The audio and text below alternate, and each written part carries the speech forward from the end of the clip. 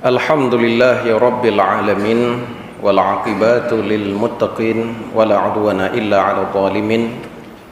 Asyhadu an la ilaha illallah Rabbul Alamin wa asyhadu anna Muhammadan 'abduhu wa rasuluh shadiqul wa'dil amin. Allahumma salli wa sallim wa barik ala sayyidina Muhammadin wa ala alihi wa ashabihi at-tayyibin at-tahirin, amma ba'du. Ta'zim, ikraman, penghormatan kepada imam besar masjid, kepada para alim ulama, abu-abu dan tengku-tengku yang masih mendidik umat agar mereka mengenal Allah Subhanahu wa taala, mengenal jalan hidayah dan taufiknya, kepada panitia pembangunan, badan kemakmuran dan remaja masjid, selanjutnya kepada seluruh kaum muslimin hamba Allah yang sudah berhadir untuk sama-sama kita menunaikan salah satu perintah Allah, yakni salat Jumat secara berjamaah. Ma'asyiral muslimin yang dimuliakan oleh Allah, di dalam kitab Ihya Ulumuddin yang ditulis oleh Imam Al-Ghazali rahimallahu taala, di dalam kitab Ad-Da'u wad-Dawa yang ditulis oleh Ibnul Qayyim Al-Jauziyah, di sana dijelaskan bahwa salah satu yang membuat manusia mudah terseret di dalam kemaksiatan, mudah melakukan kedurhakaan kepada Allah Ta'ala adalah pandangan yang tidak proporsional, yang tidak seimbang terhadap kebaikan Allah dan azab Allah Ta'ala. Manusia sering melihat Allah itu maha pengampun, Allah itu maha pemaaf, Allah itu memiliki sifat kasih sayang yang luar biasa. Pada waktu yang sama dia melupakan bahwa Allah itu juga mempunyai azab yang sangat pedih, yang sangat dahsyat. Di dalam Al-Quran Allah menyebutkan bahwa azaban alim, azabal hariq, azabal syadid. Dia melupakan semua itu, lalu dia cuma berpegang bahwa Allah itu sangat pemurah, mudah mengampuni hambanya. Sehingga atas keterlenaan tersebut, pandangan yang tidak proporsional, yang tidak lurus, yang pincang, mengakibatkan ia mudah melakukan berbagai kemaksiatan kepada Allah Subhanahu wa taala. Satu hal yang tidak disadari oleh hamba tersebut, bahwa sesungguhnya salah satu dosa besar adalah merasa aman daripada kemurkaan Allah ketika sedang melakukan kemaksiatan. Al-amnu min sukhtillah. Oleh karena itu, ma'asyiral muslimin yang dimuliakan oleh Allah, maka kita perlu melihat dengan cara yang benar terhadap Allah Subhanahu wa taala. Cara pandangan yang adil, yang tidak pincang, yang seimbang, melihat keampunan Allah, kemaafan Allah, juga kita melihat bahwa Allah itu mempunyai azab yang sangat pedih, yang sangat dahsyat. Allah juga mempunyai sifat sukhtun, beliau murka ketika seorang hamba terus melakukan kemaksiatan kepadanya. Pandangan ini agar kita benar-benar menjadi seorang mukmin yang ketika melihat dosa sesuai dengan apa yang diminta oleh Allah Subhanahu wa taala, juga yang diinginkan oleh Nabi sallallahu alaihi wasallam. Dalam salah satu hadis Nabi sallallahu alaihi wasallam, beliau bersabda, "Innal mu'mina yara dhanbahu kal jibali fawqahu yakhafu ay yaqa'u alaihi, wal munafiq yara dhanbahu kadzubabi ala anfihi fayutirahu."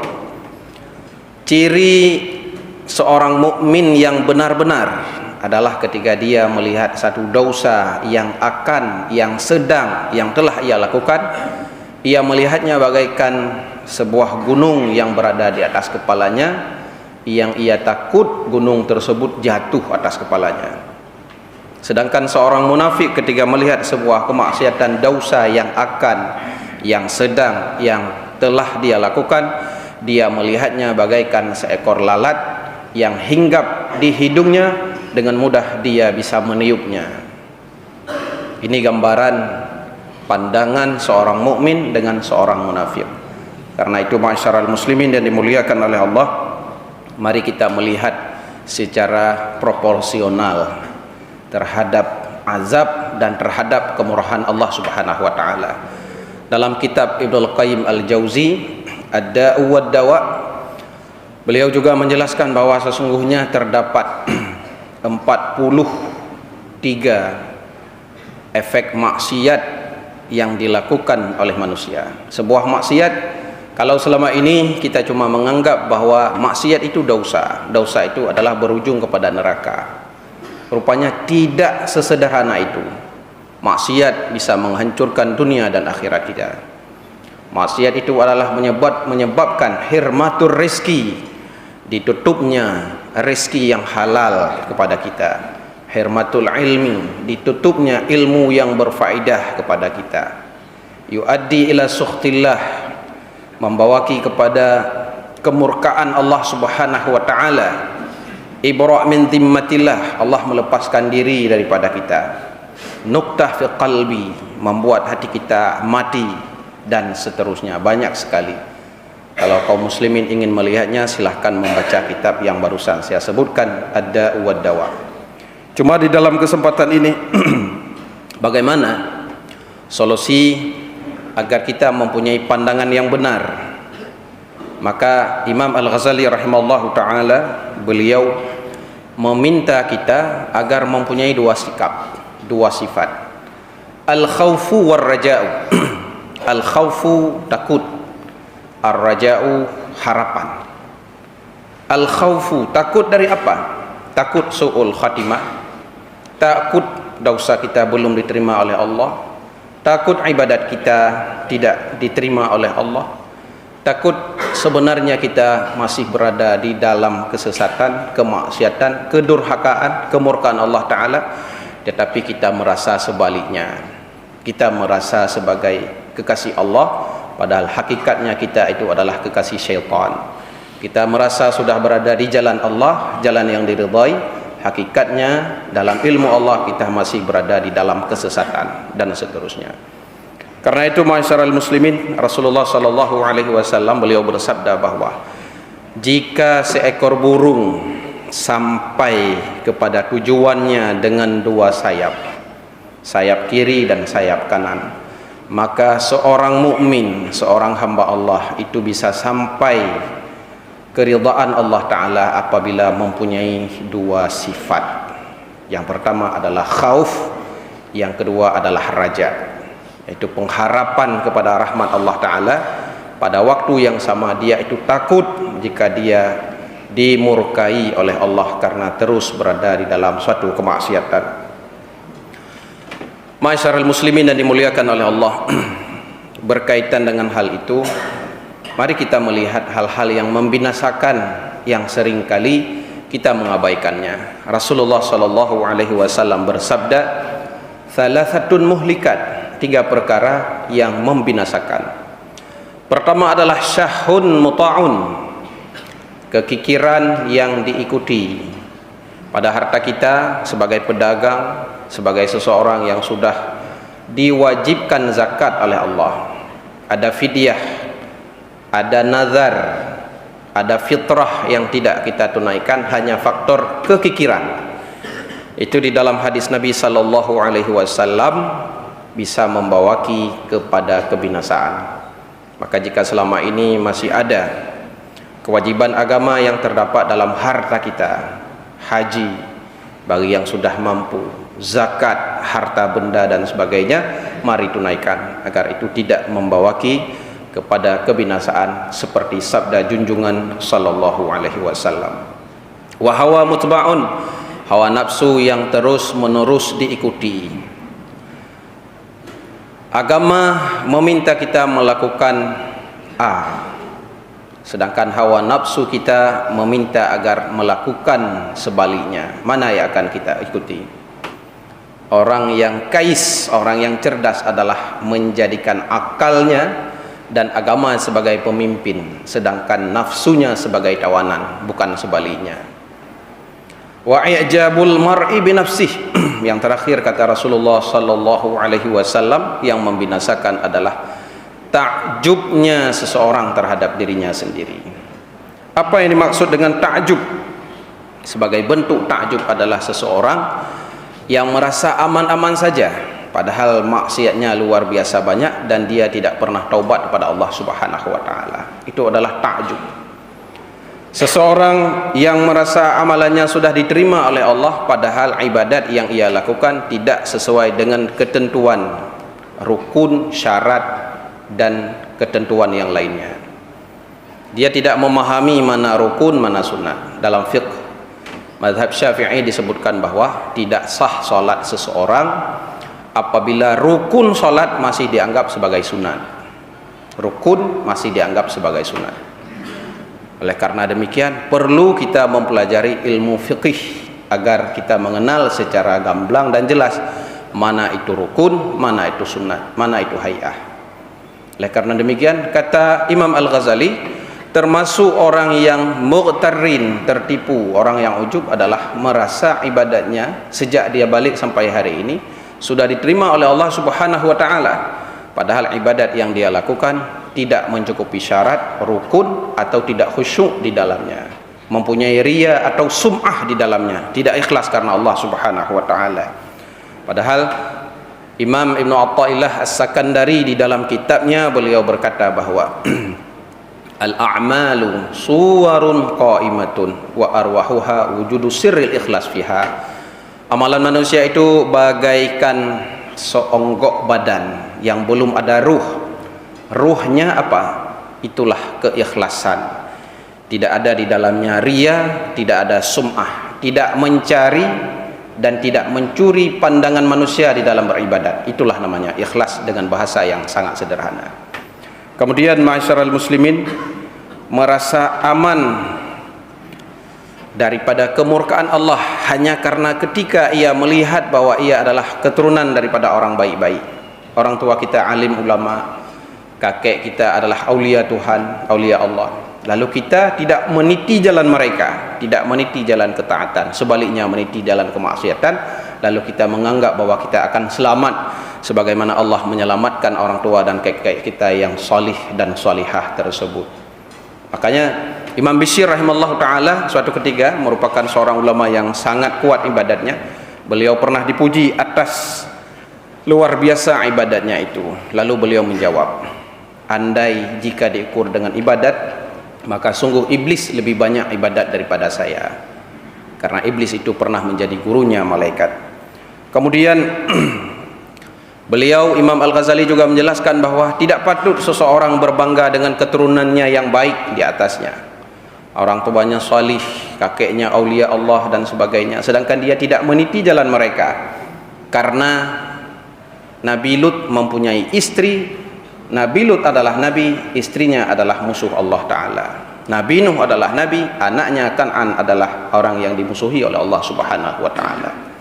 Ini yang harus menjadi perhatian kita bersama.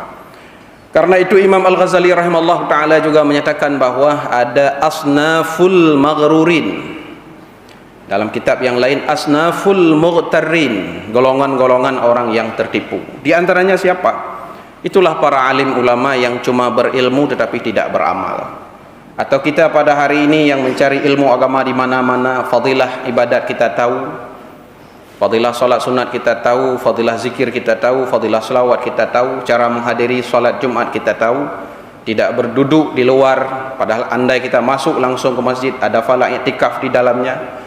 Keridhaan Allah selalu dicurahkan daripada kita duduk di luar menunggu azan, menunggu pelaksanaan salat Jumat dan sebagainya. Kita tahu semua itu tapi kita mengabaikannya. Itu adalah mughtarrin. Kemudian selanjutnya adalah orang abid, ahli ibadah tetapi ilmu tauhidnya belum sempurna, fardhu ainnya belum bisa, ilmu fikihnya yang fardhu ain, yang rukun tidak bisa dibedakan dengan yang sunat dan sebagainya. Ilmu tasawufnya pun belum lengkap, akhlaknya masih buruk dengan manusia, masih buruk dengan Allah. Di dalam ibadahnya belum benar-benar lurus menuju kepada Allah Subhanahu wa taala. Itu juga disebutkan dengan mughtarrin. Termasuk di dalamnya adalah orang yang dermawan, yang selama ini bersedekah, berinfak, berwakaf, tapi niatnya adalah sum'ah dan riya, mengharapkan pujian, sanjungan manusia. Maka di sana terdapat khilafiyah masalah riya. Apabila sebuah ibadat yang landasannya dibangun atas riya pertama sekali, itu qata', sepakat ulama tidak sah. Tetapi andai sebuah ibadat yang dilakukan karena Allah di tengahnya masuk riya, masuk sum'ah, keinginan untuk mencari perhatian manusia, ada perbedaan ulama di dalamnya. Sebagian ulama menyatakan bahwa tidak sah. Karena mengapa? Innallaha thayyib la yaqbalu illa thayyiba. Allah itu suci, murni, tidak menerima daripada ibadat hambanya kecuali yang suci saja. Sebagian ulama berkata bahwa tuqaddaru biqadariha, diukur menurut keikhlasannya. Kemudian ahli tasawuf, bukan tasawuf yang benar, tetapi adalah mutasawwif, orang-orang yang melihat, menampakkan perilaku tasawufnya, sedangkan di dalamnya itu tidak seperti zahirnya. Seorang ahli yang ingin mendalami lelaku batin, tetapi dia tidak paham ilmu tauhid yang benar, sehingga dia terjerumus kepada wihdatul wujud yang salah, yaitu yang menganggap ittihad wal hulul, adanya reinkarnasi Allah kepada makhluk yang ada di Indonesia, maaf, seperti Islam kejawen di Indonesia. Kemudian istilah di Aceh itu salikul a'ma, salik buta, yang telah dibasmi oleh ulama-ulama besar Aceh dahulu, seperti Syekh Nuruddin Ar-Raniri, seperti Syekh Abdul Rauf As-Singkili, atau yang dikenal dengan Syekh Kuala dalam kitabnya Tanbihul Masyi dan sebagainya. Masyarakat muslimin yang dimuliakan oleh Allah, maka sifat khauf ini perlu dimiliki oleh seseorang yang ingin sampai kepada Allah Subhanahu wa taala. Karena mengapa kita harus khawatir apakah kita husnul khatimah atau su'ul khatimah? Cek kembali ibadat kita. Kita harus khawatir apakah ibadat kita selama ini diterima oleh Allah atau tidak. Cek kepada rukun, syarat dan kaifiat yang telah dijelaskan, kita lakukan atau tidak. Maka ketika itu sudah ada, khauf itu sudah ada, maka kita sudah berat sebelah. Cara menyeimbangkannya seperti kata Nabi adalah harus ada ar-raja. Makna raja apa? Pengharapan atas rahmat Allah. Ibadat kita mengharap diterima. Taubat kita mengharap diterima. Dosa yang pernah kita taubat daripadanya, kita mengharap diampuni oleh Allah Subhanahu wa taala dan sebagainya. Itu adalah sifat ar-raja.